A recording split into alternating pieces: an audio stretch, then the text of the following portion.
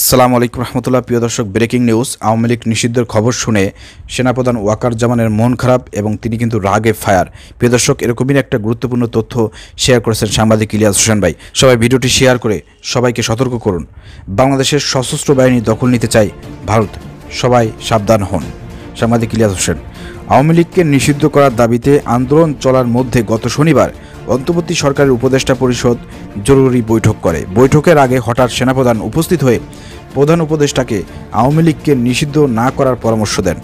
Doctor Mohammad ইউনূসের সঙ্গে দেখা করে জেনারেল ওয়াকার উজ্জামান তার মতামত জানান। তিনি বিএনপি নেতাদের সঙ্গেও যোগাযোগ করে আওয়ামী লীগ নিষিদ্ধ না করার জন্য প্রধান উপদেষ্টার উপর চাপ সৃষ্টি করতে বলেন। উপদেষ্টা পরিষদের জরুরি বৈঠকের সময় বিএনপির মহাসচিব মির্জা ফখরুল আলমগীর ফোন করে অন্তত দুইজন উপদেষ্টাকে একই পরামর্শ দেন। তবে বৈঠক শেষে আওয়ামী লীগ নিষিদ্ধের সিদ্ধান্ত শুনে সেনাপ্রধান ক্ষুব্ধ হয়ে হতাশ হয়ে পড়েন। পরবর্তী সেনাপ্রধান তার সমর্থিত কিছু কর্মকর্তাদের সঙ্গে গুরুত্বপূর্ণ পদে পরিবর্তন আনার পরিকল্পনা করেন। ধারণা করা হচ্ছে বাংলাদেশের সশস্ত্র বাহিনীর শীর্ষ পদগুলোতে ভারত তাদের সমর্থকদের বসাতে চায়। এখন দেখার বিষয় প্রধান উপদেষ্টা ডক্টর মোহাম্মদ ইউনূস এই চেষ্টায় সায় দেয় কিনা। প্রিয় দর্শক, খুবই গুরুত্বপূর্ণ তথ্য শেয়ার করেছেন সাংবাদিক ইলিয়াস হোসেন ভাই। আপনারা জানেন সাংবাদিক ইলিয়াস হোসেন ভাই এমনিতেই বানাছানা এগুলো লেখে না, তিনি বিভিন্ন জায়গা থেকে বিভিন্ন মাধ্যম থেকে তথ্য পান এবং সেনাবাহিনীর ভিতর থেকে এই তথ্য পেয়েছেন বলে তিনি এটা শেয়ার করেছেন।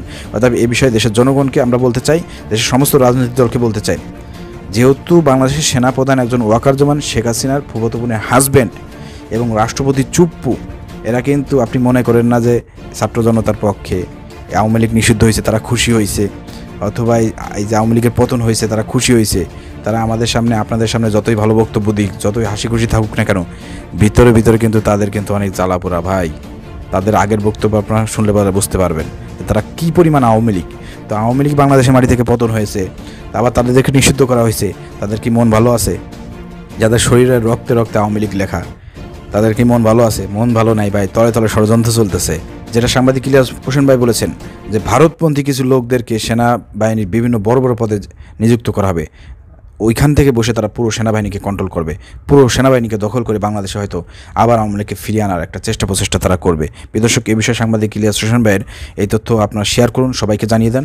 বাংলাদেশ সরকারকে বলবো সতর্ক হন, দেশের জনগণকে বলবো ভারতের যে কোনো আধিপত্যবাদকে, যে কোনো ষড়যন্ত্রকে আমরা সবাই ঐক্যবদ্ধভাবে মোকাবেলা করে বাংলাদেশের মাটি থেকে হাসিনার মতন উৎখাত করবো ইনশাআল্লাহ। কেউ আমাদেরকে দমিয়ে রাখতে পারবে না। ভিডিও শেয়ার করে দেবেন। আসসালামু আলাইকুম রহমতুল্লাহ।